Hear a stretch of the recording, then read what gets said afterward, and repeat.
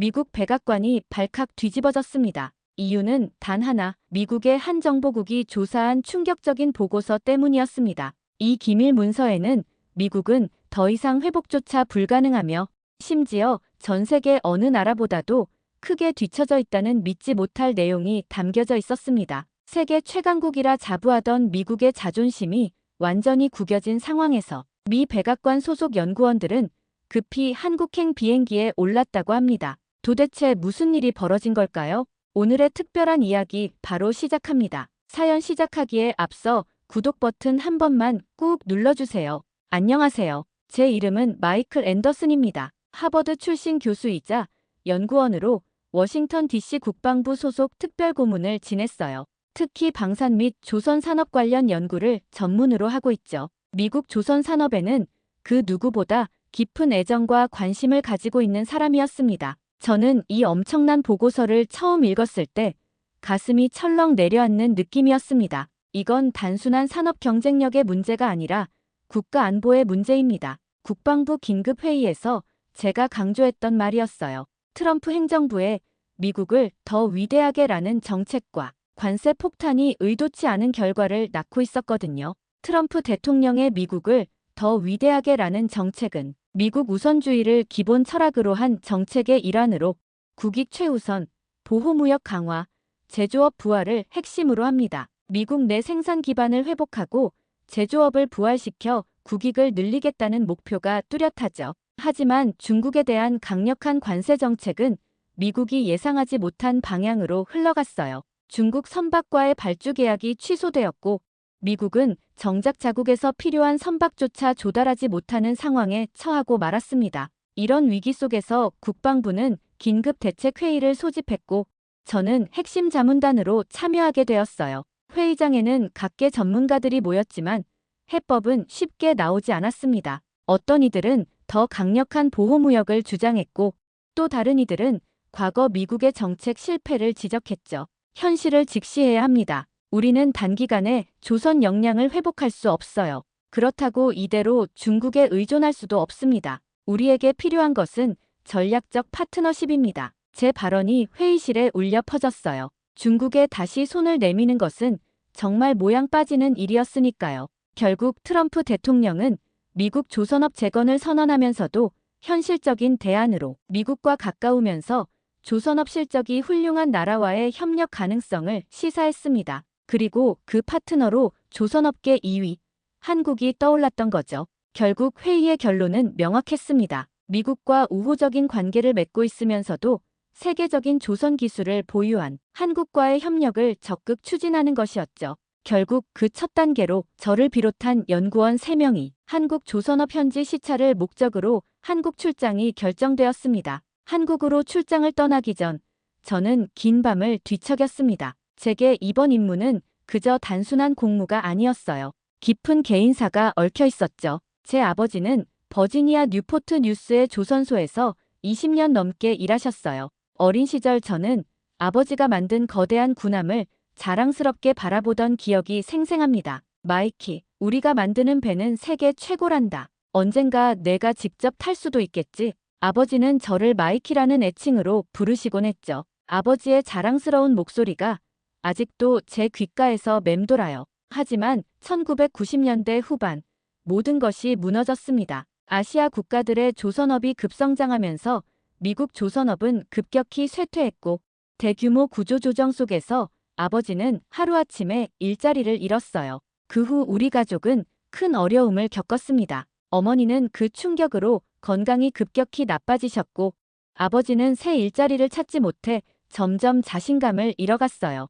왜 우리가 배를 만들지 않고 아시아에서 만든 배를 사는 거야? 10대였던 저는 뉴스를 보며 분노했었죠. 그때부터 저는 마음 한편에 깊은 원망을 품게 되었어요. 미국 가정의 행복을 앗아간 아시아 국가들, 특히 한국과 중국, 일본의 조선업에 대한 적개심이었죠. 그 분노와 집착이 저를 조선업과 국방산업 연구의 길로 이끌었습니다. 하버드에서 경제학과 정책학을 공부하며 미국 제조업의 부활에 모든 열정을 쏟았어요. 그리고 마침내 워싱턴 DC의 국방부에서 특별 고문으로 일하게 되었고 미국 조선업 재건 정책에 깊이 관여하게 되었습니다. 비행기에 오르면서 저는 복잡한 감정에 휩싸였어요. 과연 중국과 일본 사이에 낀 작은 나라 한국에 미국 조선업의 미래를 맡겨도 될지 의구심이 들었습니다. 게다가 어린 시절의 원망이 여전히 마음 한편에 자리 잡고 있었어요. 15시간 뒤 마주할 이 불편한 여정이 제 인생을 바꾸어 놓게 될 줄은 상상도 하지 못한 채 말이죠.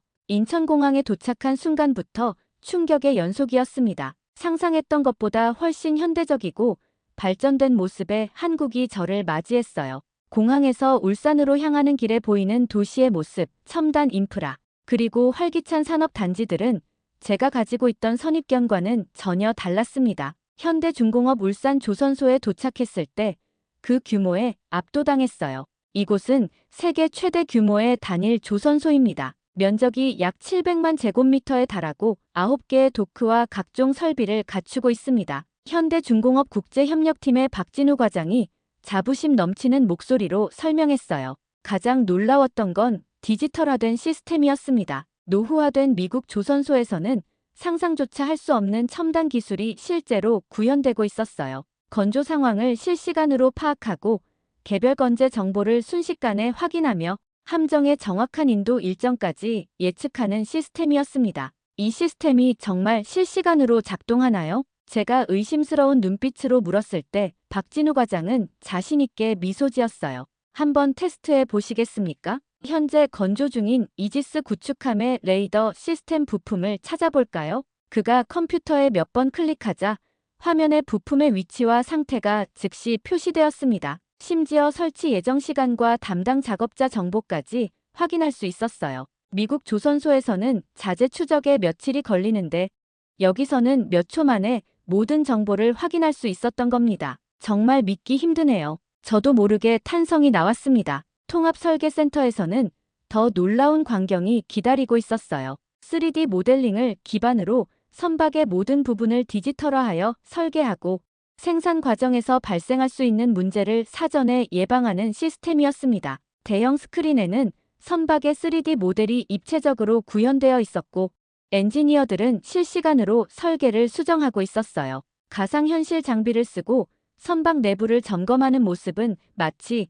SF 영화의 한 장면 같았습니다. 저희의 특별한 점은 단순한 설계를 넘어서 전체 생산 과정이 디지털 트윈으로 구현되어 있다는 것입니다. 박진우 과장의 자랑스러운 설명이었어요. 실시간으로 생산 현황을 모니터링하고 AI 기술로 최적화하죠. 생산 현장 방문은 또 다른 차원의 충격이었습니다. 자동화된 용접 로봇, 정밀한 절단 장비, 그리고 분주히 움직이는 작업자들의 조화로운 작업 흐름이 인상적이었어요. 미국 조선소의 노후화된 설비와 비효율적인 공정과는 비교할 수 없는 광경이었습니다. 우리는 함정 건조 기간을 미국 대비 절반 이하로 단축할 수 있습니다. 비용도 30-40% 절감되고요. 박진우 과장의 말에 저는 충격을 감출 수 없었어요. 미 해군이 겪고 있는 문제가 떠올랐기 때문입니다. 콘스텔레이션급 프리기탐 건조가 5년이 지나도록 10%밖에 진척되지 않았다는 소식,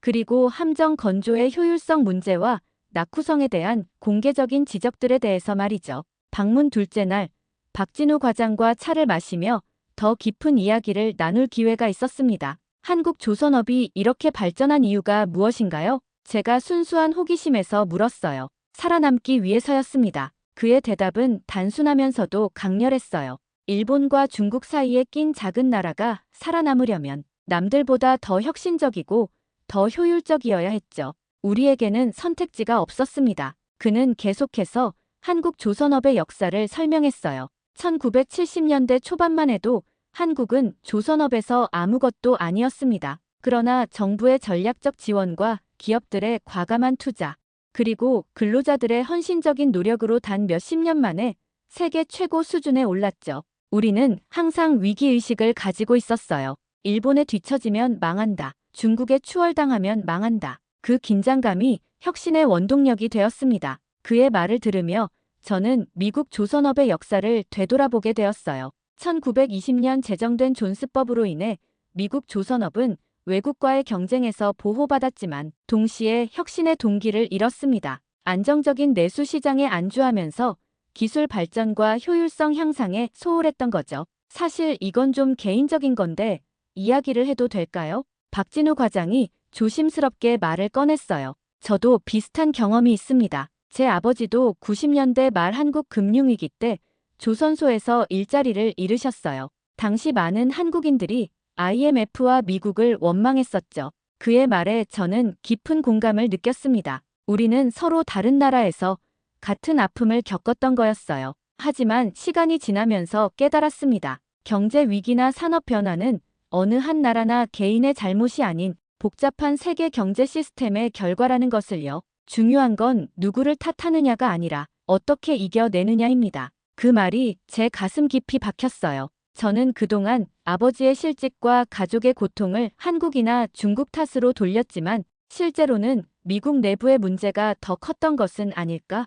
보호무역이 혁신을 막고 정부 지원 축소가 산업 기반을 약화시키고 노후화된 설비와 관행이 경쟁력을 저하시킨 것은 아닐까? 그날 밤 호텔방에서 저는 오랜 시간 창밖을 바라보며 생각에 잠겼습니다. 물결처럼 밀려오는 깨달음과 함께 20년 넘게 품어온 분노와 원망이 서서히 녹아내리는 것을 느꼈어요. 셋째 날, 저희는 현대중공업의 연구개발센터를 방문했습니다. 그곳에서 미래 조선 기술에 대한 연구가 활발히 진행되고 있었어요. 이곳에서는 친환경 선박, 자율운항 기술, 그리고 더욱 발전된 디지털 조선소 구축을 위한 연구를 하고 있습니다. 박진우 과장의 자랑스러운 설명이었어요. 특히 인상적이었던 것은 LNG, 운반선과 같은 고부가 가치 선박 분야에서 한국이 세계 1위를 유지하고 있다는 점이었습니다. 중국이 단순한 물량 공세로 시장을 장악해가는 상황에서도 한국은 기술력으로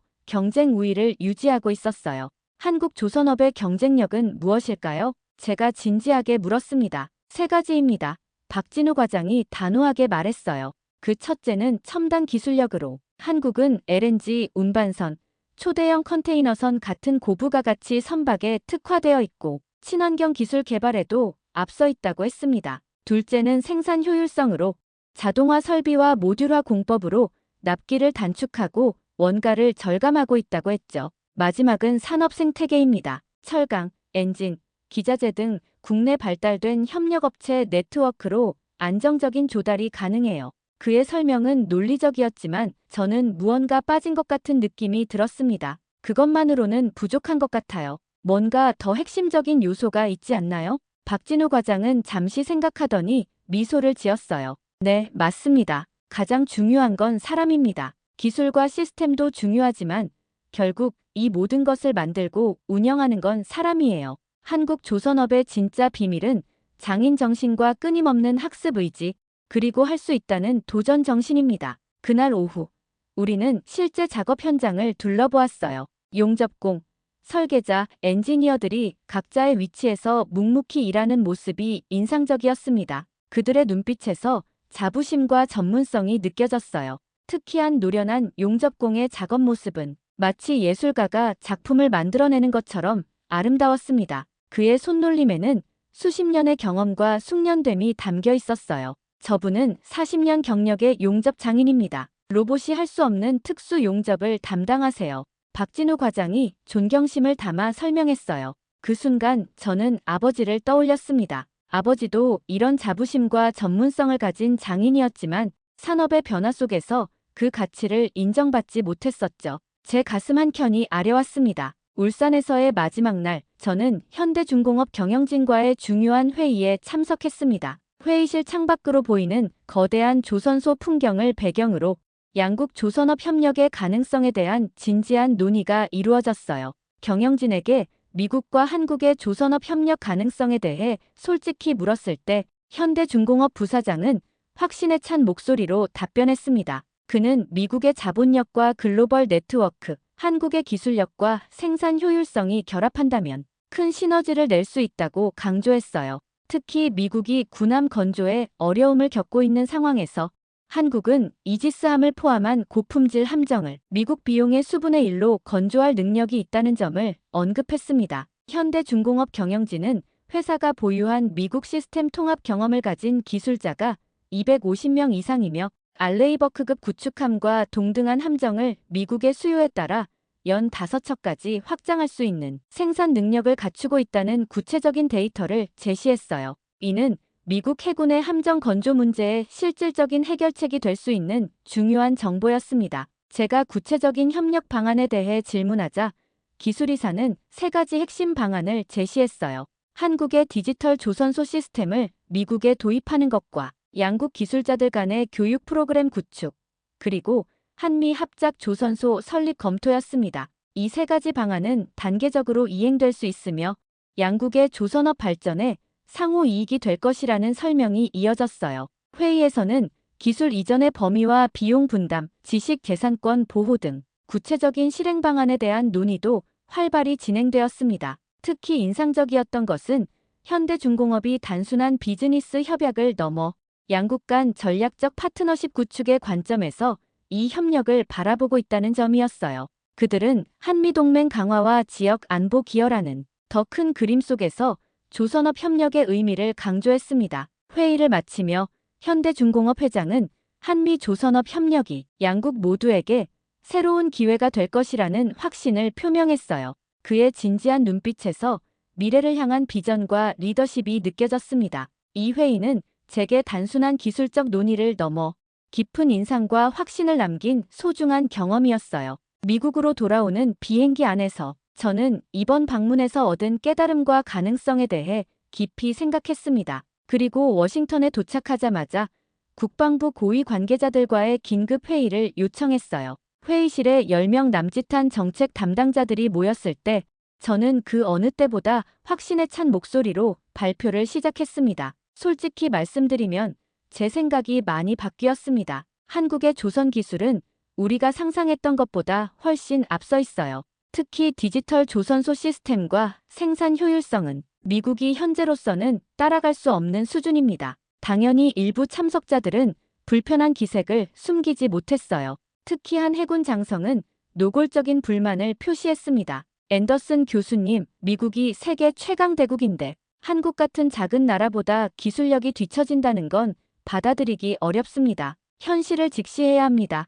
제가 단호하게 대답했어요. 우리가 우월하다고 믿는 동안 세계는 빠르게 변화했습니다. 현재 중국의 조선 능력은 미국의 230배에 달하고 한국은 우리보다 훨씬 효율적으로 선박을 건조하고 있어요. 이건 자존심의 문제가 아니라 냉정한 현실입니다. 프로젝터를 켜고 한국에서 촬영한 영상과 수집한 데이터를 보여주었어요. 디지털 조선소 시스템, 자동화된 생산 라인, 실시간 모니터링 시스템 등 모든 증거가 제 주장을 뒷받침했습니다. 하지만 희망적인 소식도 있습니다. 제가 분위기를 전환시켰어요. 한국은 미국과의 협력에 매우 적극적입니다. 그들의 기술력과 우리의 자본, 그리고 글로벌 네트워크가 결합한다면 미국 조선업을 재건할 수 있을 거예요. 그리고 현대중공업 기술이사가 제안한 3가지 협력 방안을 상세히 설명했습니다. 회의실에는 점차 기대와 희망의 분위기가 감돌기 시작했어요. 이런 제안은 정치적으로 민감할 수 있습니다. 한 정책 분석관이 지적했어요. 미국 우선주의를 내세우는 현 행정부에서 한국 기술에 의존하는 정책이 과연 수용될 수 있을까요? 좋은 질문입니다. 제가 답했어요. 하지만 트럼프 대통령 본인이 이미 단서를 제공했습니다. 그는 미국 조선업 재건을 선언하면서도 미국과 가까우면서 조선 실적이 훌륭한 나라에서 선박을 구매할 수도 있다고 시사했어요. 이것은 한국을 염두에 둔 발언일 가능성이 큽니다. 국방부 조선소 프로그램 책임자 로버트 윌슨이 제게 개인적인 질문을 던졌습니다. 마이클, 솔직히 말해보세요. 당신은 원래 아시아 조선업에 매우 비판적이었습니다. 무엇이 이렇게 당신의 생각을 바꾸었나요? 그 순간 저는 오랫동안 마음속에 품어왔던 이야기를 꺼내기로 결심했어요. 여러분도 아시다시피 제 아버지는 조선소 구조조정으로 일자리를 잃었습니다. 오랫동안 저는 그 원인이 한국과 같은 아시아의 나라 때문이라고 생각했어요. 하지만 이번 현장 조사를 통해 깨달았습니다. 미국 조선업의 쇠퇴는 외부의 탓이 아니라 우리 내부의 문제였습니다. 회의실이 조용해졌어요. 제 개인적인 이야기에 모두가 귀를 기울이고 있었습니다. 1920년의 존스법이 미국 조선업을 외국 경쟁으로부터 보호했지만 결과적으로 혁신 동기를 없앴어요. 레이건 시대에 정부 지원이 중단되면서 상황은 더 악화되었고요. 우리가 안주하는 사이 한국은 끊임없이 혁신하고 투자했습니다. 단기적으로는 아플지 모르지만 이제라도 이 현실을 인정하고 새로운 길을 모색해야 해요. 윌슨은 깊이 생각하는 표정이었어요. 마이클, 당신의 솔직함에 감사드립니다. 우리는 당신의 제안을 진지하게 검토할 것입니다. 더 자세한 협력 방안을 담은 보고서를 작성해 주시겠어요? 물론입니다. 2주 안에 제출하겠습니다. 회의가 끝나고 사무실로 돌아오는 길에 휴대폰이 울렸습니다. 한국 번호였어요. 앤더슨 교수님, 박진우입니다. 미국에 잘 도착하셨나요? 네, 방금 첫 회의를 마쳤어요. 박진우 과장님이 보여주신 모든 것이 큰 도움이 되었습니다. 박진우 과장은 회사에서 새로운 프로젝트를 시작하는데 자문을 구하고 싶다고 했어요. 미국 시장을 위한 특화된 함정 설계 프로젝트인데 미국 측 시각이 필요합니다. 박진우 과장의 제안은 흥미로웠어요. 어떤 종류의 함정인가요? 차세대 미 해안경비대용 함정입니다. 현재 미국의 해안경비정 대부분이 노후화되었다고 들었습니다. 이 기회에 한미 공동 설계를 통해 새로운 모델을 제안하려고 해요. 좋은 생각이네요. 제가 도울 수 있는 일이 있다면 기꺼이 협력하겠습니다. 전화를 끊고 저는 사무실 창문 너머로 워싱턴 DC의 풍경을 바라봤어요. 달라진 시각으로 세상을 보니 모든 것이 새롭게 느껴졌습니다. 그리고 2주 동안 밤낮 없이 작업한 끝에 저는 미국 조선업 재건을 위한 한미 협력 전략이라는 제목의 80페이지짜리 보고서를 완성했어요. 보고서는 한국의 기술력과 미국의 자본 및 인프라를 결합한 다양한 협력 방안을 상세히 담고 있었습니다. 단기적으로는 한국 조선소에서의 함정 건조, 중기적으로는 기술 이전 및 교육 프로그램 구축, 장기적으로는 디지털화된 미국 조선소 재건이라는 3단계 전략이었어요. 놀랍게도 보고서가 국방부와 백악관에 전달된 후 매우 빠른 속도로 반응이 왔습니다. 트럼프 대통령이 직접 관심을 보였다는 소식이 들려왔어요. 마이클 대통령이 당신의 보고서에 매우 만족해하셨다고 해요. 국방부 비서실장인 제니퍼가 흥분된 목소리로 전화했습니다. 그리고 저는 워싱턴을 방문하는 한국 조선해양 대표단과의 협상팀에 합류하게 되었다는 통보를 받았습니다. 한국 대표단과의 첫 만남은 국방부 회의실에서 이루어졌습니다. 한국에서는 현대중공업의 고위 임원들과 기술자들이 참석했고 미국 측에서는 국방부, 해군, 해안경비대 관계자들이 함께했죠. 회의 첫날은 한국 측의 역량과 미국의 필요성에 대한 프레젠테이션이 진행되었습니다. 한국 측은 자국 조선소의 디지털 시스템과 함정 건조 능력을 상세히 설명했고 미국 측은 해군력 증강 계획과 현재 직면한 문제들을 공유했어요. 이튿날부터 본격적인 협상이 시작되었습니다. 핵심 쟁점은 크게 세 가지였어요. 기술 이전의 범위와 방식, 생산 거점의 위치, 그리고 비용 분담 문제였습니다. 미국 법률상 군함은 자국에서 건조되어야 합니다. 미 해군 계약 담당관이 말했어요. 따라서 한국 기술을 미국 내 조선소로 이전하는 방안을 우선적으로 고려해야 합니다. 하지만 현대중공업 대표가 난색을 표했습니다. 그 부분은 이해합니다만 디지털 조선소 시스템의 도입은 단순한 기술 이전이 아닙니다. 그리고 전체 생산 인프라와 작업 방식의 근본적인 변화가 필요하며 단계적 접근이 필요하다고 했죠. 협상은 팽팽하게 이어졌어요. 그러나 양측 모두 협력의 필요성을 인식하고 있었기에 타협점을 찾아가고 있었습니다. 셋째 날, 제가 중재안을 제시했습니다. 한국에서 초기 함정 5척을 건조하되 미국 기술자들이 현장에서 함께 작업하여 노하우를 습득하는 것과 그 기간 동안 미국 내 조선소 한 곳을 선정하여 디지털 시스템 구축을 시작하는 것이었죠. 마지막으로 모든 준비가 완료되면 점진적으로 미국 내 생산 비중을 높여가는 방식을 제안했습니다. 이 제안은 양측 모두에게 현실적으로 받아들여졌고 세부 사항에 대한 논의가 이어졌어요. 특히 버지니아 뉴포트 뉴스의 조선소가 디지털 시스템 도입의 첫 대상으로 언급되었는데 그곳은 다름 아닌 제 아버지가 일하셨던 조선소였습니다. 운명이라고 밖에 설명할 수 없는 순간이었어요. 일주일간의 집중적인 협상 끝에 마침내 한미 조선업 협력을 위한 양해각서가 체결되었습니다. 양국 정부와 기업 대표들이 서명하는 자리에서 저는 감격에 찬 마음으로 지켜봤어요.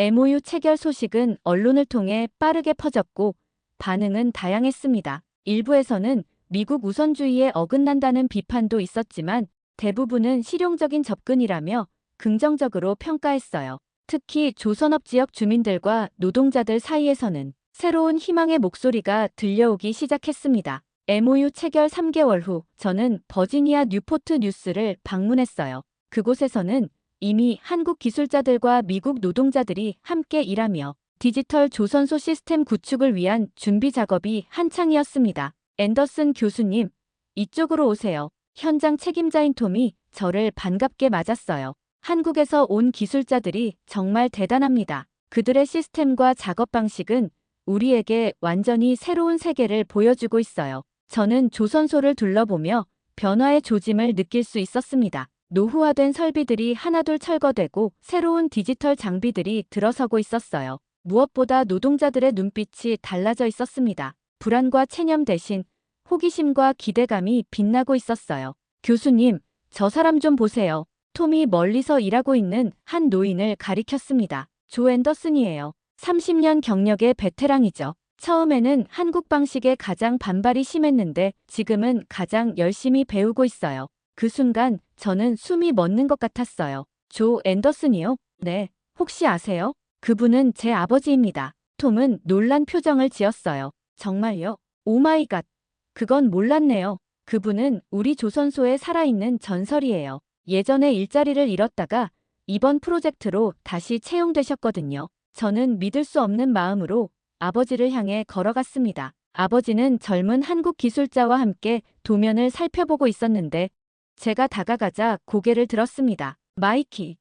아버지의 눈이 커졌어요.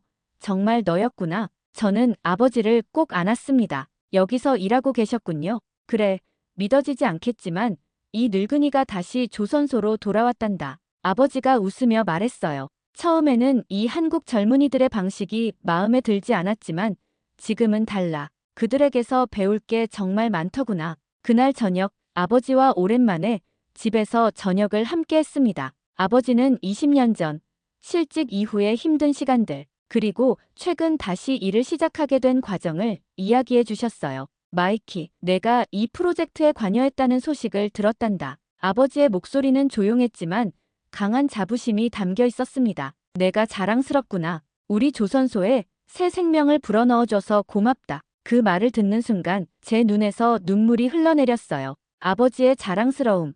그것은 제가 평생 원했던 것이었습니다. 과거의 아픔이 치유되고 새로운 희망으로 전환되는 순간이었어요. 집으로 돌아오는 길에 박진우 과장에게 이메일을 보냈습니다. 한미 조선업 협력의 미래는 밝습니다. 다음 주 울산에서 뵙겠습니다. 그때 더 자세한 이야기를 나눴으면 합니다. 차 창밖으로 워싱턴의 황혼이 펼쳐지고 있었어요. 몇 년 전만 해도 상상할 수 없었던 일들이 현실이 되었고 더 밝은 미래가 기다리고 있다는 확신이 들었습니다. 한때는 깊은 원망과 분노로 가득했던 제 마음에 이제는 희망과 감사의 마음이 자리 잡고 있었어요. 아버지가 남겨주신 상처가 이제는 새로운 희망의 씨앗이 되었으니까요. 미국과 한국 두 나라의 조선업이 함께 그려가는 미래의 항해가 이제 막 시작되었습니다. 그 여정의 일부가 된 제 자신이 뿌듯하고 자랑스럽네요. 한국과 미국의 조선업 프로젝트 성공을 응원해주세요.